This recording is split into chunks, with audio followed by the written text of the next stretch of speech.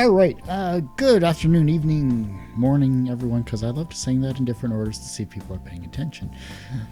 Welcome to Two Geeks Talking, of course, at tgtmedia.com. I'm your host, Kurt Sasso. We've been doing this for about 8 years, and of course, we always love your likes, your subscribes, your comments down below. We have a very special guest on the show with us today, but I have two things I have to mention. One, we of course have the amazingly talented Lucas Turnbloom from Imagine This, and of course, artist from Dream Jumper. But here's the other thing.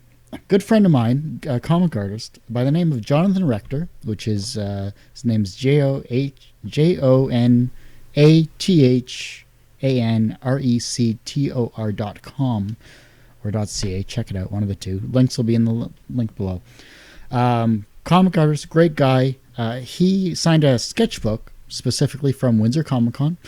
And we're going to raffle that off in the next week or two. But the way you get this particular sketchbook is if you subscribe to the YouTube channel, if you like the TGT Media Facebook page, and if you just visit the site in general. I want to give this to a deserving person that loves art, that loves local artwork. And he's not just any artist. He's a very talented artist. He's done Marvel covers. He's done a few other things as well, too. So support your local artists like, we support Lucas, like we support everyone else that you know and love that have come on this show. That being said, back to you, Lucas. Thanks for taking the time to do this interview. I know you're a very busy guy, too. No, thanks for having me on the show. I appreciate it. All right, so this is kind of awkward because, one, I've been following you for a while. I'm sure we've chatted at some type of or some time in the past, and maybe I've been on Tall Tale Radio with Tom Racine, and you've been on the show as well too, but I've never physically had you on the show. I don't know how that has happened. It's crazy. Yeah, I think a couple years ago, I think you had asked me to come on, and it was right before Dream Jumper, we started doing all the contracts and stuff, and I think I told you on Twitter, people can go back, I'm pretty sure it's still there, I said, hang on, I got something big in the works, let me come on after it's done. Yeah. I think so now it's done, so here I am. But I think there was a moment where I almost came on. But here we are. It's all good. Saturday night, everybody's doing all right. Exactly. Cubs win the World Series. You come on the show. I think that's a good segue right there. So Yeah. So let's talk about yourself. Yeah, that was the reason. Yeah. Because we had to wait for them to win for me to get on here. Yeah, there's no way I was going to have you on a Friday night at Game 7. Even I was watching that because I love baseball. So. All right. So let's. Oh God, it was great. The whole series was fantastic. Oh yeah.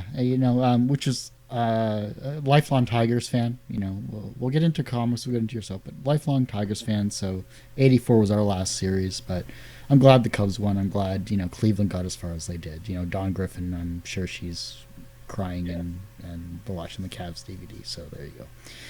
All right. Oh, I know, that's that's heartbreaking. It was. Okay, let's talk about yourself. Let's talk about yourself as a comic artist, because when it comes back, when you think about your very first comic experience, maybe as a child, maybe when you're first getting into the industry, what sticks out in your mind? There's a couple. I think I did an interview recently. It was I can't remember with who, but they were talking about first comic experiences, and there was a few that I had picked. The one I was introduced to Peanuts by Charles Schulz, not through the newspapers and not through the TV specials, but they had these books. They were called the Charlie Brown Encyclopedias. Mm-hmm. I think that they sold them at grocery stores. They were basically just little kid encyclopedias. And that was my first introduction to Charlie Brown. And I was born into a Navy family, so we were always moving, which is why we didn't have a newspaper subscription, because we're constantly moving. But I had those books, and I brought them everywhere with me. And then the second one was at a Scholastic book fair. They had the Garfield, the long Garfield books. I have it on my bookshelf back there still. Mm-hmm. So that was like the second big one. So Schulz and Garfield were two big ones. And then later on I discovered, Far Side, Calvin and Hobbes. Of course. And then the third one was there was a reason, I really don't remember the reason, but I was at the hospital, and they had a gift shop down in the bottom of the hospital, and they had a Batman on the rack, and it was a Norm Brayfogle Batman cover. Wow. I think it was the first introduction of the Anarchy character, and I think I was 9 at the time, 9 or 10, and I saw it and I picked it off the shelf, and that's when I just fell in love with Batman. I had read a few comics here and there before that, but that was like that's what made me love Batman, was that comic, and from then on, Brayfogle was my guy. So when I think of Batman, I think of him. So those would be, like, I would say, the 3 big comic moments that kind of grabbed me and made me realize I wanted to do comics. Amazing. Well, definitely iconic creators and characters that have children of all ages have loved and have grown up with too. I mean, to say that they're timeless is definitely an understatement, because they've captured the imaginations, much like your characters that you created with Imagine This as well. Well, let's see if those stand the test of time, right? They're mostly just fart and butt jokes, but I'll take that compliment. So, look, if a Canadian says a compliment, I mean, you have to take it at face value because it's true. So that's true. Yeah, that's absolutely true. Well, continuing on, Imagine This is. I don't believe Imagine This is your very first comic, is it? No, it's I want to say it's my 3rd or 4th.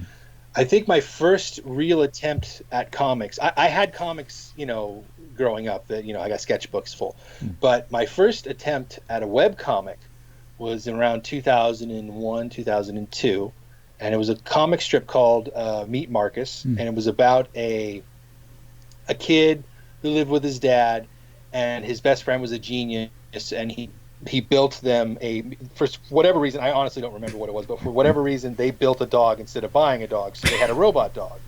So it was the 2 of them and the dad, and that was, the situation. I think that went on for a few years, and then when I submitted it to the syndicates, they told me that it was too similar to Bleecker, the comic strip Bleecker.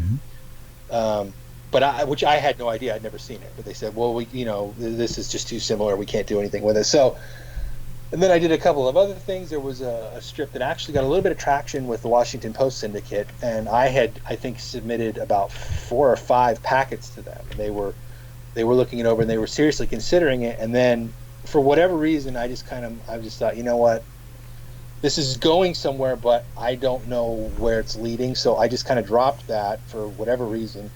And I got the idea for Imagine This from my kid's nursery, because he had a bunch of teddy bears.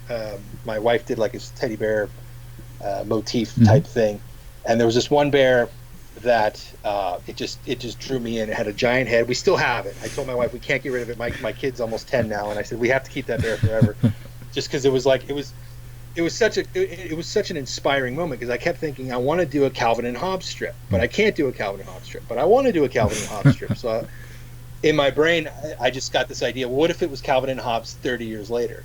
And what if Calvin grew up and he just basically lost all of the spark that everybody loved? He lost all of his imagination, and he just became this loaf who just hangs out on the couch all day and eats out of cereal boxes.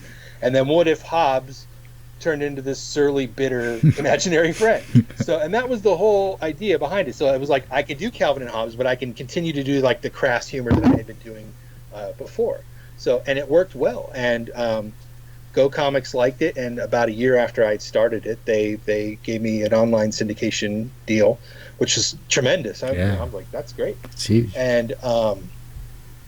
But I do remember that they told me at one point, and this is this speaks volumes about the current newspaper market, is they told me that if it had been 15 years earlier, they could have easily found a home for it in newspapers, and now it's just not possible. So it was kind of like, it was like a great moment. I got the syndication contract online only, but at the same time they said they will never put it in newspapers just because they can't. Right. So it was kind of like this bittersweet moment, But I kept doing that for a long time, and then eventually the idea for Dream Jumper fell in my lap, essentially, and that kind of took over. So Imagine This is still running. You can still find it on Go Comics, but right now it's in hiatus just because I have zero time to deal with it, which is kind of sad, because Go Comics just relaunched their website, and it's beautiful, it's gorgeous. And they yeah. asked me last week to go through my archives and find some really good high res ones to give them for some kind of promo thing that they're doing.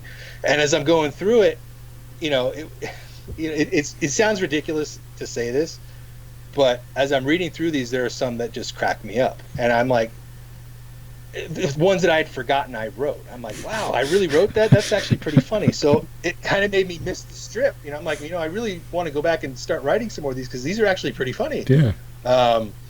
So I guess they did see something good in the comic, and they just weren't throwing me a bone saying, all right, let's give this kid a online syndication deal so he'll go away.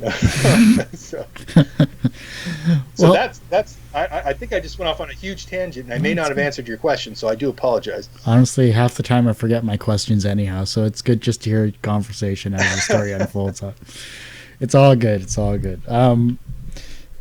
Cool. Fast forward then to San Diego Comic-Con. Fast forward to Greg Grunberg, Dream Jumper. I mean, if possible, could you summarize how you two met, how that conversation happened? Because to me, that seems like geek meets geek, Geek Fest. I mean, is that what happened? Geek Fest? Yeah.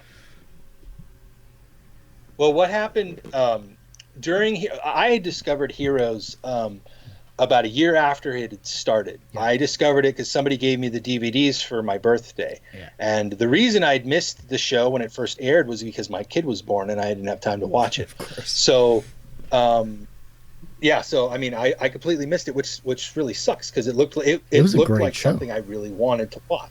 Oh yeah. That first season was brilliant. Yeah. I will still say that there are few shows that come along where they're perfect for the first season, and that first season was perfect. Mm-hmm. So anyway, I got the DVDs and I watched them before the second season came out, and I just fell in love with the show. Yeah. And it just so happened that Greg was in town. I live in San Diego. He lives in Los Angeles. That's about 100 miles apart. Mm-hmm. For those who don't know, he was just in my town doing some promo thing for something else entirely. But he was also, meeting Heroes fans, and it just so happened that he was meeting about 5 minutes from where my office was. So I'm like, okay, you know what? I'll swing by there on the way home, and I'll see if he's, if he's available, and I just want to shake his hand, saying, look, I loved you in Felicity, I loved you in Alias, I think Heroes is fantastic, nice to meet you. So what ended up happening was I showed up at this event, which was at this really big mall in central San Diego called Fashion Valley. And there was just hundreds and hundreds of people. It was like shoulder to shoulder. People were excited. The show was at its height at that time, so everybody was super excited. And he brought his family down, and they were eating dinner there, and people were coming up, and he met everybody. I'm like, okay, he's talking to every single person here. I'm just going to hang out, just talk to him real quick and split. So what ended up happening was we were chatting, and I told him I was a cartoonist, and I had a bunch of art that was just sitting in a box that I wanted to auction for his charity. He does a charity called talkaboutit.org. It's a charity with the Epilepsy Foundation. Nice.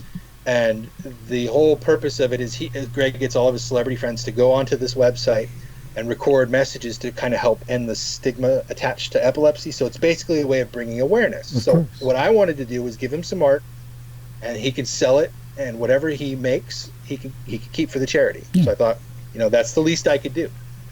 So he was super flattered by that. So what he did was he gave me a card that had his epilepsy charity's contact. So after that meeting, I went home. I sent them an email, and I said, my name is Lucas, and the same thing I told Greg. And we set up this eBay auction, and they sold a few of my Imagine This strips and some other of my original art for a few $100. So it actually did pretty well. And then that was it. That was, I had never seen Greg again. And like I said, there were hundreds of people there. So I was just one face and, like 1,000. Crowd, yeah. So what ended up happening was a couple of weeks later, this guy named Ken, who works for Greg's portion of the charity, contacted me and said, we love your comic, or he loves my comic. He wants me to do a web comic for their website to draw people in. So I said, oh, okay. That sounds like a good opportunity, because I had another comic that I wanted to do something with. I just didn't know what to do. So this gave me a chance to kind of tool this thing and work it and make it something that they could use. So that went on for about a year, and what ended up happening was Greg started reading the comic online, and he started liking it. So he would tweet it out and to all of his millions of people on Twitter, and the comic was finding a life for itself on there. And what ended up happening was I think it was like a year or two later, I was doing some Imagine This promotion at Comic-Con, but I had also made some posters for this other comic that I was going to do some promo stuff on there. And I was at the National Cartoonist Society booth that year, so I thought, okay, this will be a good place to sell my books for Imagine This and to do promo for the epilepsy charity. Of course, yeah. But so he happened to come down for that Comic-Con for Heroes. So he's like, you know what? He's like, he'd contacted me. This was like a year and a half later, and he said, I want to meet you. Let's meet face to face, and let's do some promo stuff for the comic and for the charity. So I'm like, okay. So we met up at that Comic-Con. We talked for a few minutes, and then he told me about this idea, which was the very seed for Dream Jumper. So, which you can get at any bookstore now, ladies and gentlemen. So, but what happened was his middle son had a dream, which was the idea behind Dream Jumper, which is about a kid who can go into other people's dreams and help them in either their nightmare or like wish fulfillment type dream situations. So he told me about it, and he said, have you heard anything about this? I don't know what to do with this. And at the time, I did not know that Greg's best friend in the world was J.J. Abrams. I had no idea. So he said he had been talking with a friend of his, and he had gotten a couple of ideas. He wanted to know what I thought. And I said, that sounds like a graphic novel. I know that there are some stuff that are dream-related in graphic novels, but I never heard anything quite like this. I said, let's do it before somebody else does it. So I took that basic idea. I went home that weekend, did a quick rough draft. And then over the next several months, I sent it to him. He did some rewrites, sent it back to me. I did some rewrites. And then I went up to LA a few times, and then we just kind of whittled it down to what was essentially the first draft, or this version of the book. And then we gave it to our agent, and I told them, I said, look, I will go anywhere you guys want to go, but I really would like to hit Scholastic hard, because Scholastic does the all ages stuff the best. Yep. And they're in the schools, so they're the way to go. So, and I also told him, I said, I'm a huge fan of Reina and of Kazu, yeah. And I said, look, this is just where we need to start. So, and fortunately, Scholastic got right back to us, and they said, we love this idea. Let's talk about it. So then, lo and behold, this whole process, I mean, it sounds like it's going like this, quick, but it actually took about 5 years. Oh, jeez. So it took a long time to get from the very idea to this thing right here. And right over there on that desk that you can't see, I'm doing book 2 right now. That's awesome. So it's now that we're here, it's like going light speed, but it took a long time to get here. Oh, that's awesome. I mean, it's kind of funny. I was looking up on Amazon just to see where Dream Jumper was, and how they combine books, especially for Scholastic. It's Dream Jumper and it's Ghost by Raina Telgemeier. So it's like, bam. I know, right? That's like the best thing ever, Exactly. It's like Raina's like on top of the world right now. She's on fire. Yep. And every time I go onto Amazon or I get an email from Amazon, it's always like, Dream Jumper and Ghosts are always sold together. I'm like, that's great. I love that, So God bless Raina, Oh, she's amazing. She's doing amazing, but for whatever reason, this book right here is piggybacking off of hers, and that was not my intention, but I'll take it. So. And it's both. I mean, both amazing stories, and I remember talking with Raina way back in Kids Read Comics back in 2010, actually. Before the popularity. Oh, wow. Yeah. So when David Pearson was still doing Mouse Guard, and Krishna from PC Weenies was there, it was just like a bunch of comic people that happened to do web comics, and a bunch of amazing talented artists like Arvell Jones and all that stuff. And it was just to see kids' eyes light up, and when they were talking to Raina, and we were talking to everyone else, and now, fast forward 6 years later, you got Dream Jumper, you got Raina and her amazing works that she's been doing, and that we all knew in our own circles that she was a talented creator. And and Greg, and now book 2. I mean, you probably can't even talk about book 2. That's the kicker, I'm sure. But I know, yeah. And I don't want to get actually, you fired. So. Oh no! We're already contracted for book 2. Okay. But no, what ended up happening is Greg and I think we did 2 panels at Comic-Con this year, and I at one point it was either myself or Greg, I don't remember who it was, but we actually said what the title of book 2 is. So if anybody taped one of those talks that we did, they can find what the name of the book is. Okay. And they could probably find out a few details. But I can actually kind of give you like a general synopsis if you would like. Yeah, I would love it. Okay, so those who read book 1, we have the Doctor, who ended up in the dream world. So I will show this picture. He kind of stumbled into the dream world here after he fell asleep. So basically the book 2 starts right where that ended. And we find out what's happening with him. And what's happening with him is kind of, I've rewritten it several times. After Greg and I got the idea down and we were focusing on the whole book, I went back and rewrote that intro, not changing anything, but trying to make it very clear as to what's going on, because it's very important to the overall story. So, and it's actually really, really cool. And by the time book 5 and 6 rolls around, this beginning of book 2 is going to kind of explain everything. So it's going to be really neat. So we wanted to make sure that was very, very clear. So anyway, that's where we start off. And book 2 is essentially about the relationship between Ben and Jake. Jake is the best friend of Ben, who's the Dream Jumper. And at the very end of book 1, they talk about establishing this business where they would help kids fight their nightmares, essentially. Nice. And that was kind of a running gag throughout the first book. Jake kept saying, hey, we need to go into business. We need to make money off of this. Well, that's what book 2 essentially starts out as. But it turns into something else entirely.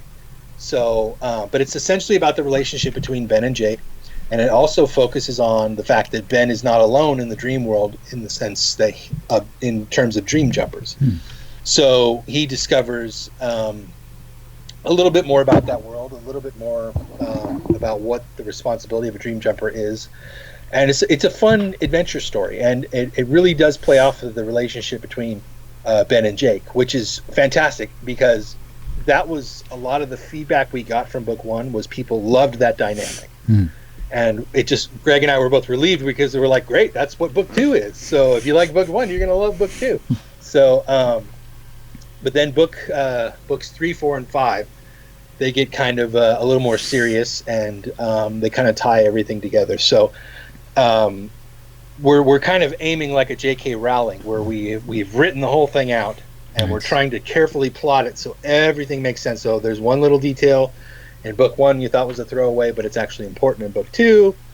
Same with book 2 for book 3. And so, because I absolutely love that about the Harry Potter books. I'm like, oh, if I'm ever going to write like a big epic story, I want to do that, because that to me was just brilliant. I love that. I still get the chills reading those books when I come to those little parts where you just think they're throwaways, and then you realize that that's something huge in book 3, and you're like, oh wow, I got to go back and read book 1.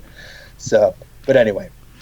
So that's basically all I can say about book 2, which is kind of a lot. Which is fine by me. This is why I love doing this show, because you get nuggets like this. You get amazing, backstories. You get thought processes and everything like that. And that's why I've been doing this for 8 years. Just meeting wonderful people like yourself. Yeah. It's great to see, and hopefully people still enjoy this show. But when it comes down to it, though, I hope so too. I hope it don't kill your ratings. What ratings? I've given up on those long ago. No, it comes back to just people talking with people. I've always said everyone has a story to tell, and you're telling it, and that's what I'd love to hear. So it's great. Thank you. No, it's. I tell you, I mean, every day. There's not a day that goes by where I'm not grateful, because it was really, it was just a roll of the dice, essentially. I mean, I had been working, I talked about my first webcomic, I talked about my second webcomic, but between that stuff and then everything before Dream Jumper, I had been working spot illustrations, editorial stuff. I've been selling illustrations. I had been trying so hard to break into the comics industry, like everybody else out there, and it just happened to be the right place at the right time. And I'm always aware of that, and I never take that for granted, because it was just an incredible idea at the right time, and we just happened to find a publisher that loved it, and it was all just incredible. So every day I just give a little bit of thanks for that, because I know so many more talented people than I am that are just struggling hard, so the industry is so, you never know what's going to hit, whatever's going to miss, so that's not lost on me. And it's everyone that's come on the show is very similar to in your case, whether they're from the entertainment industry, whether they're from comics, whether they're in the music scene or in video games. They're very thankful for what they've accomplished, not only from a professional sense but from a personal sense as well too. So and this is all going to tie into 4 questions I have that end up happening at the end of the show. So if you happen to repeat yourself, that's perfectly fine. You'll understand when I ask them. Okay. Let's talk about your partner in crime, so to speak, the fabulous Tom Radtke, of course, the beautiful radio voice of Tall Tale Radio. How did you two meet? Well, actually, gosh, he and I both live in the same town, and actually we live about 5 minutes from each other. And I want to say that somehow we met through Comics Coast to Coast. I think what ended up happening is I had been friends with Mike Whitmer of Pinkerton. Yep. And he did a comic strip before Pinkerton. A lot of people probably remember it, very kind of similar to Calvin and Hobbes, and it was called, I'm going to forget the name. I think it was 44 Union Avenue. I think that was the name of the strip. I'm sorry, Mike, if you're watching. I completely forgot. But he and I had met through a Scott Adams contest years ago, where he was trying to find an artist for a friend of his who did a comic strip called Unfit. So I believe Mike and I met before that, just because he had a webcomic and I had a webcomic. Mine was Meet Marcus. And several years later, we had talked about, maybe Tom remembers this better than I do, but this is what I remember. So maybe it's true, maybe it's not. Mike and I talked about forming a group of webcomics, kind of like what Scott Kurtz did for his Half Pixel thing. We were going to do Tall Tale Features. And we had known, or Mike had known Tom from Comics Coast to Coast, which was the show he did with Justin Thompson of Myth Tickle and Brian Dunaway, who still runs the show. And I think I was on that show. I think Tom somehow found me, and at the time I was mostly doing editorial cartoons, and it was right when I was starting Imagine This. So Tom wanted me on there to discuss editorial stuff, and I think it was right before the Barack Obama election of 2008. And I was a terrible choice for editorial cartoons, because I was not hard right or hard left. I was very kind of, as an editorial cartoonist, I tried to be very neutral and independent, which was a terrible thing, because you have to pick a side, and I just couldn't do it. So we had met. Tom had sent me an email asking me to come on the show, and I had sent him an email back saying I'd love to come on there. I'd love to talk about my new webcomic that I'm launching. And we just happened to figure out that we both live like 5 minutes from each other.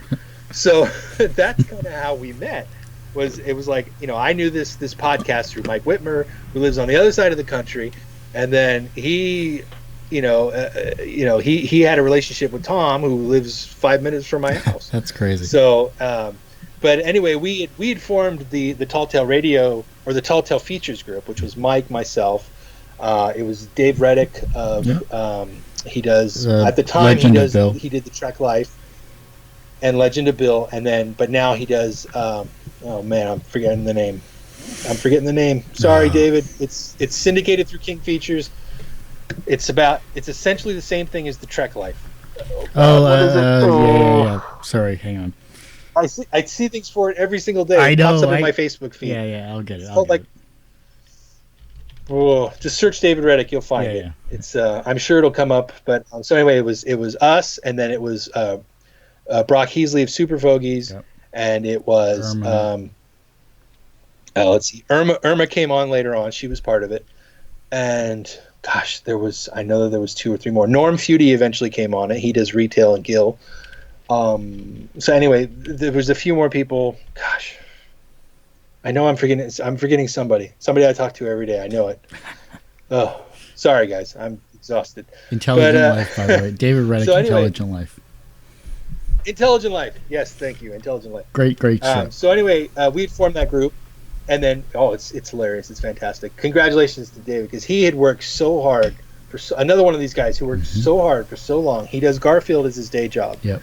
And then, the Trek Life, when that thing went under, we all felt for him, because that to me was like the perfect comic. Amazing. I loved the Trek Life. I loved getting and it was in Star Trek Magazine, and I got Star Trek Magazine at the time, and I think that's how I met him, because I contacted him through the Star Trek Magazine.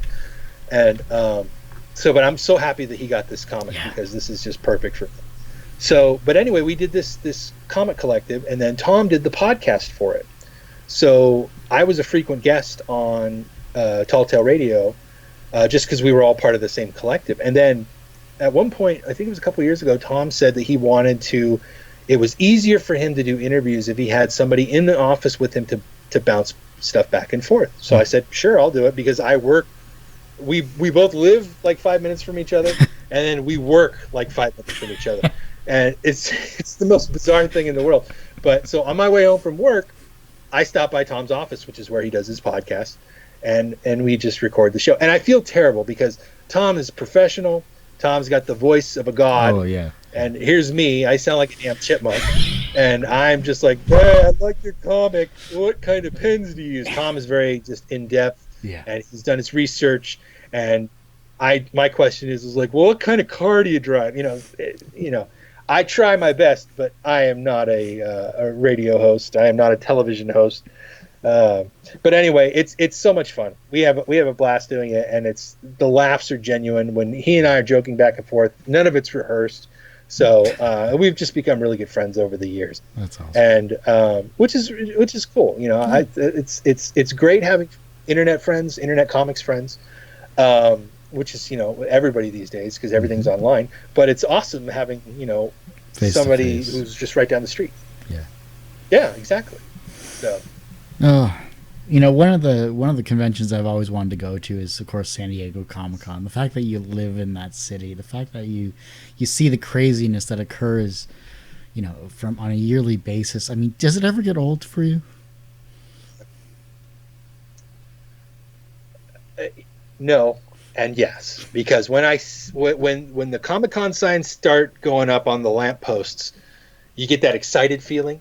But then you start remembering how bad your back and your feet hurt at the end of the last Comic-Con. So it's like this, I can't wait to go, but I really don't miss that pain. And then you're sweaty and you're gross. But I will say this year, Scholastic did me a solid. Mm-hmm. They gave me, they set me up with a parking spot downtown. Nice. And that really helped me out quite a bit, because otherwise, I would have to take the trolley in, which it takes like 2 hours to get from where I would park to the con. So that was actually really cool. But the sad thing is San Diego's going to lose Comic-Con, because they have an initiative right now. I mean, every year they're talking about expanding the convention center, because essentially the con has outgrown the convention center. Yeah. But this year they had a really good chance of doing a combo stadium convention center expansion, and where they would do it is it's like an empty train lot. They put trolleys and stuff there. So it's the perfect place, and it's right next to Petco Park, and it would be amazing. And what they could do with that would be incredible. But and it's on the ballot this year, so it's a voting measure, and everybody's kind of like, well, I don't want to pay this extra penny tax, and it's not even that. The hotels will be paying the tax, people aren't, so they're going to vote no on it, and so that means the Chargers are going to leave. and then that means 2 years from now, Comic-Con's going to leave. So San Diego just doesn't. They don't get it. I mean, it's unfortunate, and because I'm technically outside of the city limits, I'm in the county, but I can't vote on it. It kind of bums me out because it's something that the city, it's time to stop messing around. Every few years this comes up, the city drags its feet. Now we have a mayor that wants to do something. We have a city council that wants to do something. So it's like, let's do it. Yeah. But it's just not going to happen. I think it's right now in the polls. It's falling way behind, and it's just going to get shut down. And you know what though? The sad thing is if San Diego votes no, they deserve to lose it because I mean this is the perfect opportunity to keep both. Yeah. And these are San Diego's two biggest money generators outside of the military because we're a military town. It's just it's heartbreaking because it's going to be sad when it goes, but that's life. The question is, where would it go? That's the thing. Who would even host it? Well, my guess would be Los Angeles would be the first place. As if Can you see me? Can you see me? Yeah, I see. I think my video shut down. Yeah, it must have. Oop. See if I can get my camera. I don't know what's going on. Sorry about that. It's all right. You're frozen. I just screwed up the show. No, it's just you pensively looking into the cameras. Is what's happened so far. I think it just shut down. So I mean, it could go to Los Angeles, it could go to Las Vegas. Both of those, Tom and I went to Star Wars Celebration in Anaheim last year, and that's another place that it could go. But the Anaheim Convention Center is big enough. I mean, it's tall. I mean, that's how they get away with it because it's so tall that they could do all that stuff. Because it doesn't feel any bigger at all. I mean, it's like you're like, this is bigger? No, but it's just not as nice because you're situated between Disneyland and California Adventure, and you're not on the water. You can't go into the city and have a good time. So my guess would be Anaheim or Los Angeles. Those will be the two places. So, but maybe I'm wrong. Maybe the city will vote to keep them. We can always hope, but it's not going to happen, which is sad. Yeah. Actually, your video still is frozen. Oh, is it? Yeah. But that's fine. Has you pensively looking into the see me camera? No. It's just it could be my system as well too. Just because I'm running a lot of stuff. So we got to shut a few things down. But sorry, everybody. It's all good. Well, my cable company just fixed my cable, thankfully. So that was finally, after 10 years in this house, they finally fixed it. It's been working great the last couple of months. Yeah, I'm in the boonies, so to speak. I'm in the county as well, but we still have DSL out here. It's that archaic. Oh wow. Yeah. Well, we almost. But here's the thing, though. Our cable is so bad that we almost went to DSL because it would have been light years beyond what we have here. I mean, because this street is so old that the cable. I've got a buddy who works for the cable company. He came and told me. He said the cable down the street is just cracked. He said it just expands and contrasts all day long, and you don't have any kind of signal. So he's like, you're constantly losing TV and phone and internet. It's like infrastructure. Well, that sucks. I kind of want to get your reaction to some of the questions I was going to ask now, but because I don't want to stop the stream and see if I can fix my. I don't know if it could be my side. I truly think it's my end at this point. But is it? Because I could see you and I could see myself, but for whatever reason, see if I can fix the camera here. No, I think realistically I think it's my side, which is like maybe if you. Oh. Yeah, because I'm like I was saying, I'm running a 6 meg connection, which is stupid. So I'm streaming a 6 meg connection and I'm recording it. Anyhow, I just lost your video. Oh, great. Yeah, I was shutting it off and on. It's all good. All right. Well, let's get to the questions then. Just because I can still hear you. It's just I was hoping for reaction shots, but all right. here's what we're going to do now. Um, Okay. you've answered this question, but so I'm going to reword it a different way. Everyone has one person that inspired them on their path to where they are today. Who was that for you? I'm going to answer this differently because as much as Schultz and as much as Davis and even Brayfogle kind of brought me into comics, I would say that Watterson and Larson were just enormous influences on me.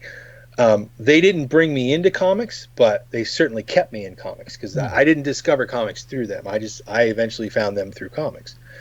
And Larson, to me, there was a point where the Far Side was everything. Yeah. And it was at the end of high school through college. I had a Far Side book on my coffee table, for like 5-6 years. That was huge. And then Calvin now people often say, I love Calvin I personally love Calvin for both the art and the writing, but a lot of people say, it's the art that makes it special. I think that it's both. Mm-hmm. But it was most definitely the art that inspired the heck out of me with that strip. I mean, I loved both, I will say, but I mean, there were some things that he did that was just mind-blowing.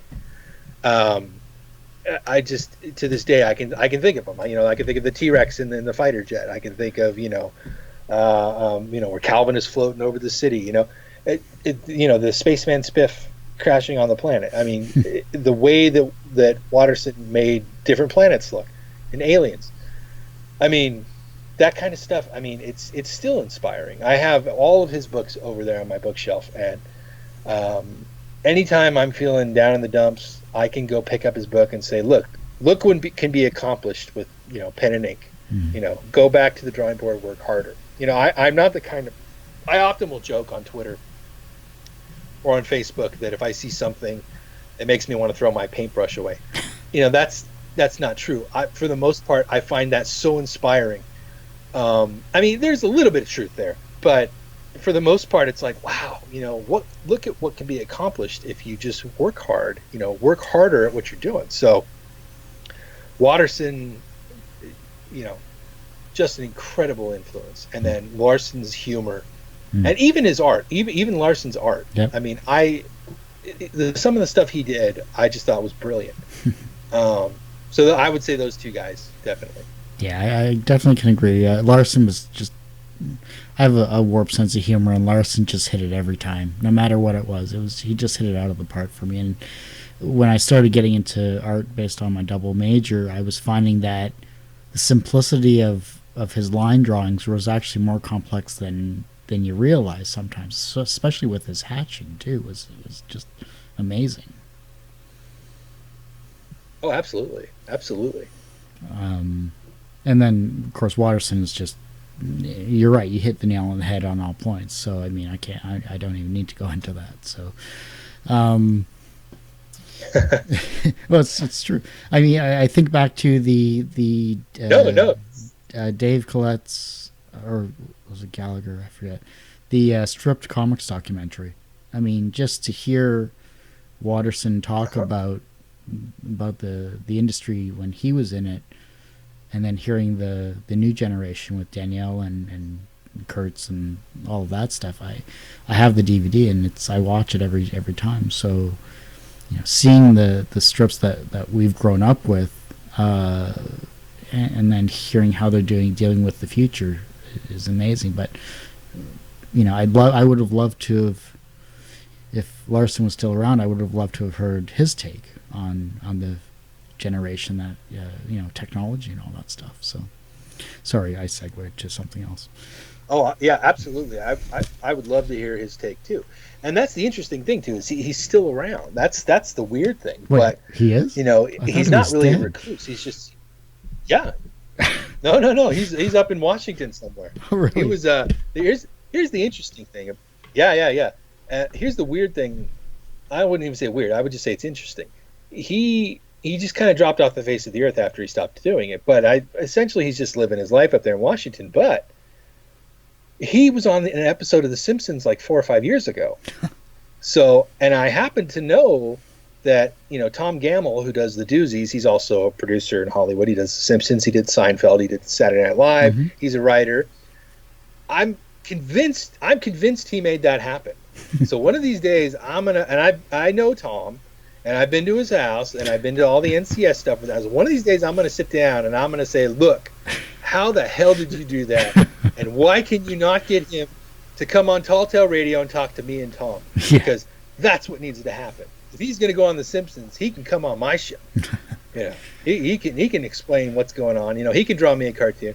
And here's the other weird thing too, is they call it the world famous San Diego Zoo. I don't know if it really is or not, but everybody calls it that.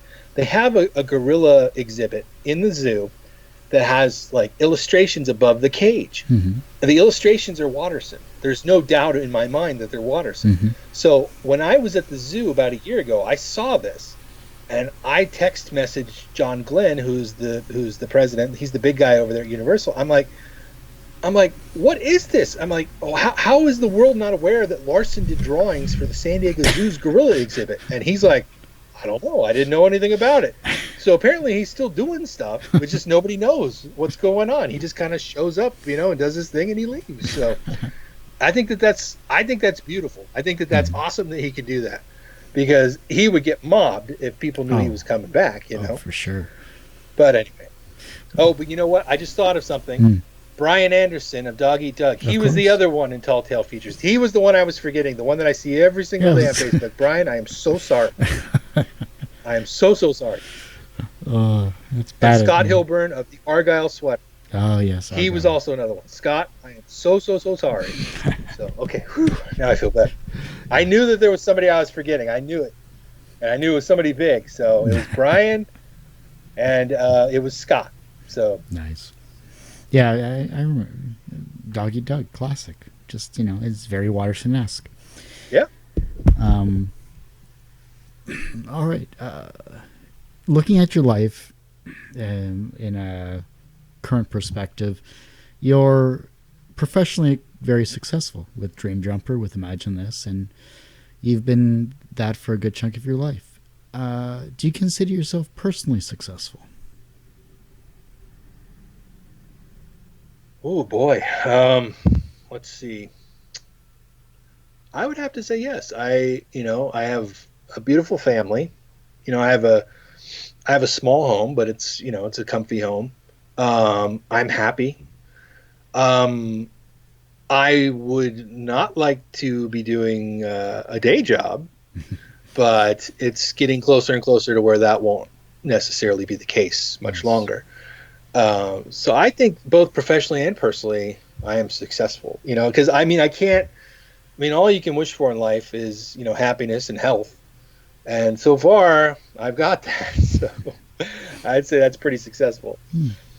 What's happiness to you then?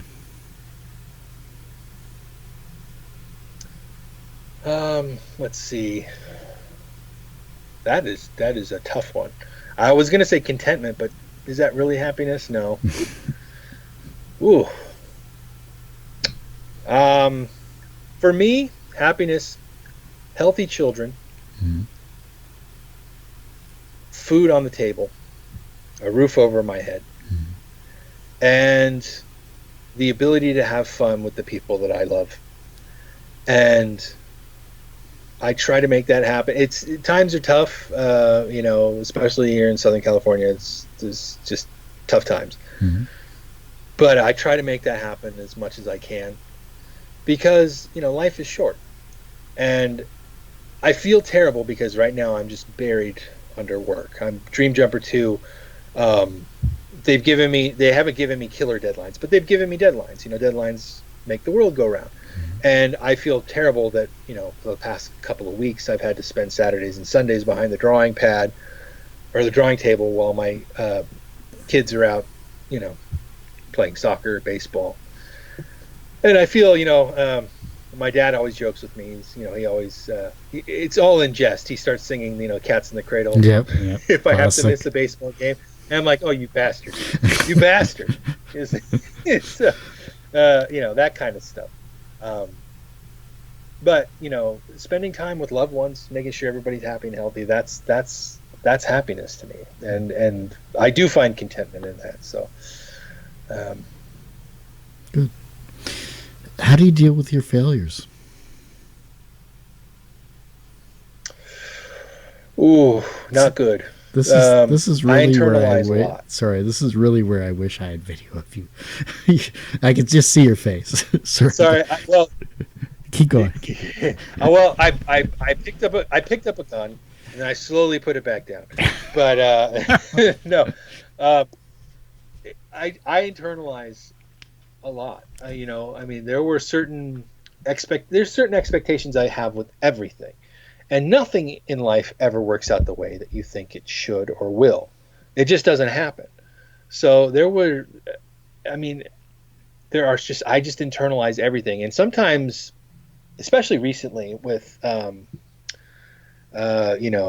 finances or book 2, or, if I get a flat tire, or if I miss one of the kids' events, it makes me sick, and I've been internalizing it way too much. And Tom is one of my go-to guys, Tom Racine, and he's constantly talking me off the ledge, not literally, but he can tell. Usually, when I kind of go missing from Facebook, he kind of knows that something is happening, so he'll send me a message, and we'll just chat. And that's the best thing in the world, is having somebody who can understand what you're going through, and you can talk it out, because a lot of times it's just, that's the best way to get it out when you're internalizing everything, is just talking through it. So I just am so hard on myself, which is ridiculous.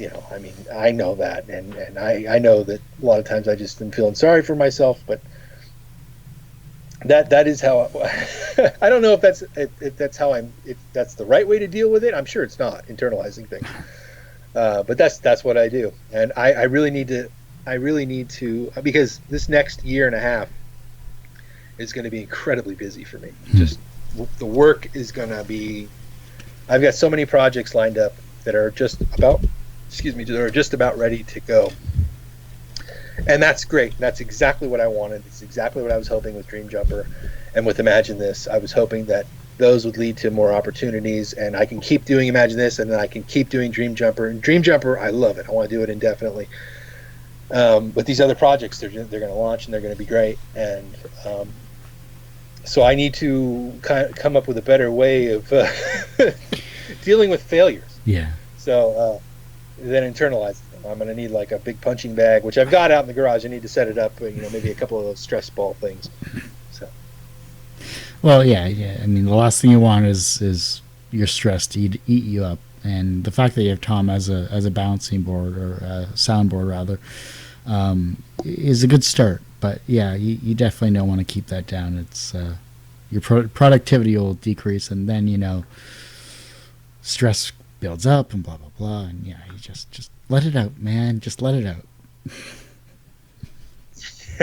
I feel terrible for Tom too, because I'm always dumping my problems on him. I mean, it's like he's like my unpaid therapist. It's like, Yep. It's like he's like, man, stop texting me. So. Yeah, I know what Tom's going through then. So, last question here,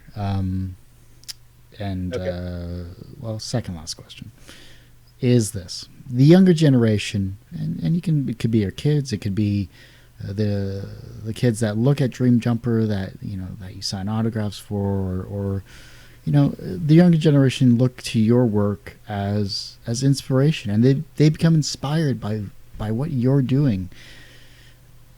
How can they inspire the generation that follows them? I think the best thing to do in terms of creating art, music, is to finish what you start. And I think that that is such a huge influence on people. So I'll tell a quick story. I know this show's kind of going a little long. I apologize. No.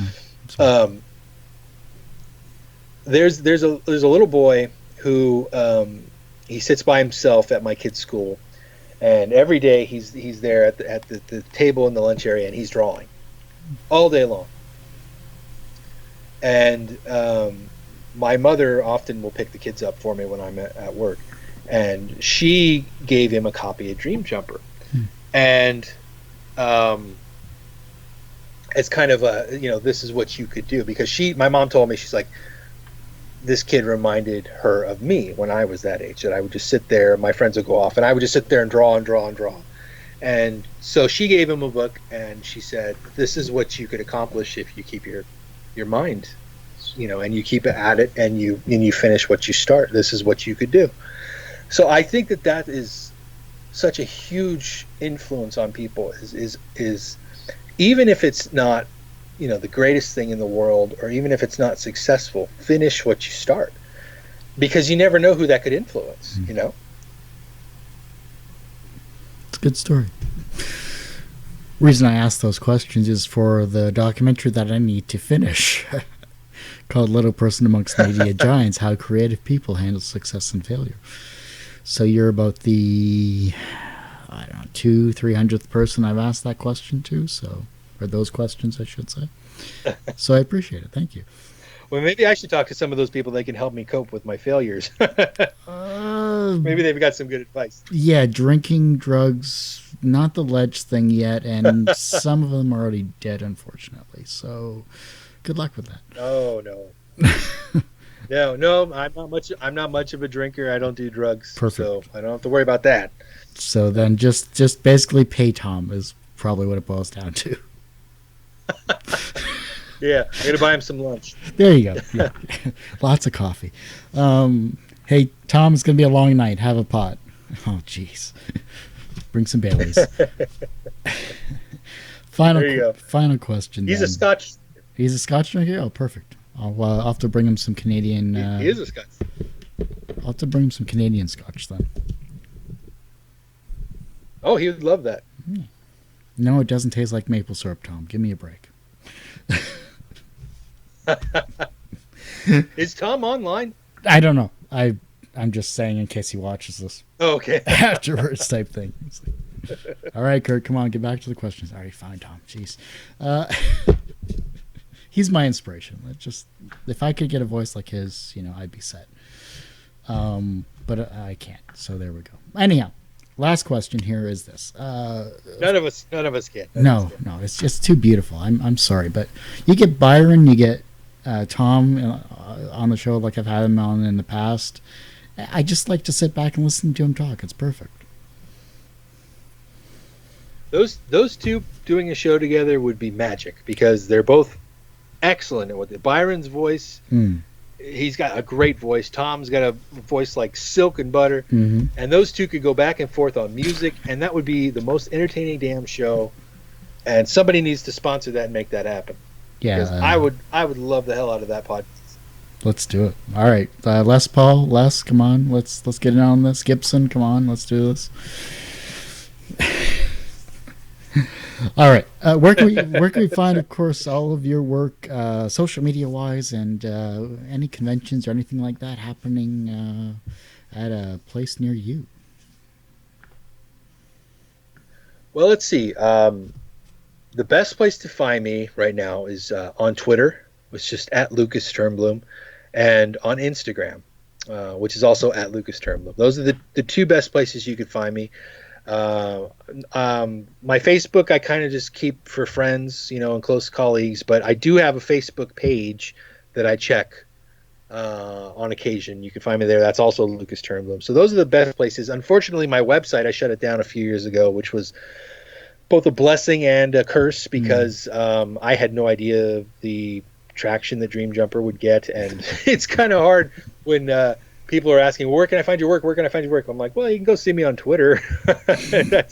That's always kind of a letdown for people, but that is my go-to, Twitter. I check Twitter every day. I'm always on Twitter. Even if I'm not talking about anything, I'm constantly on Twitter, just trying to be aware of what's going on. I try to get my news from there as much as I can, in both comics and in the real world.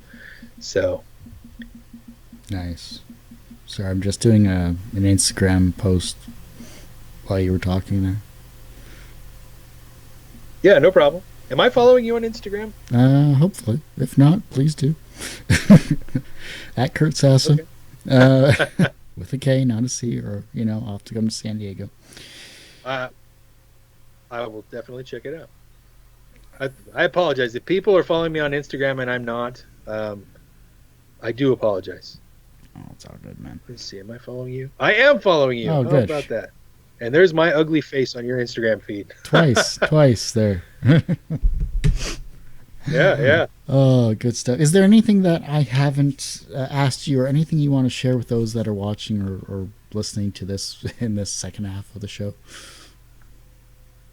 Let's see. I am going to be at what's called San Diego Comics Fest in early 2017. And I'm not 100% sure of the date yet, but that's like a comic convention that's run by the same guys who do Comic-Con, or who started Comic-Con. They're starting a basically comics only convention a few months before Comic-Con. So, and it's actually, I've been told that it's doing well. So, and they invited me out. They gave me a booth. So I'm gonna try it this year and see what's going on. But that's my only show appearance for right now. I'm not 100% certain what I'm doing at Comic-Con. I would love to get up to Emerald City, but I don't think that's going to happen.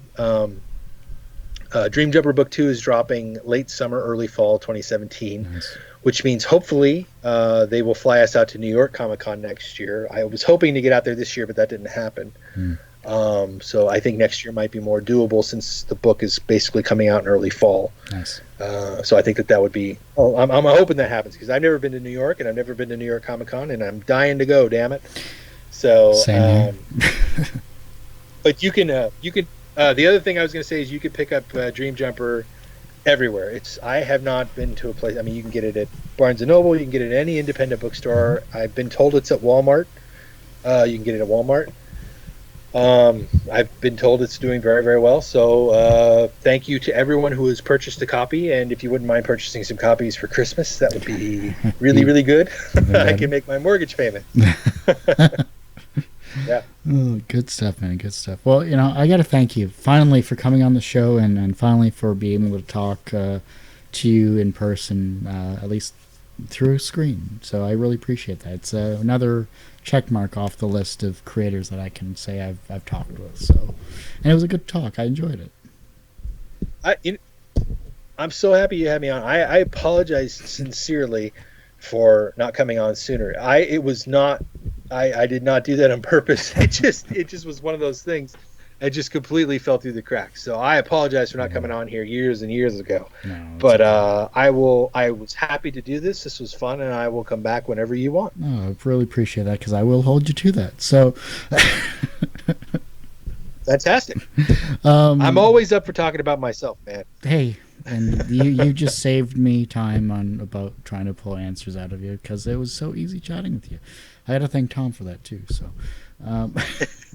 I think, actually, to be honest, I think the very last time we were together, we were on a show, was Byron, Tom, yourself, myself. We were talking about movie reboots on TGT, on Two Geeks Talking. I think that was the last time we were together, and that was years ago.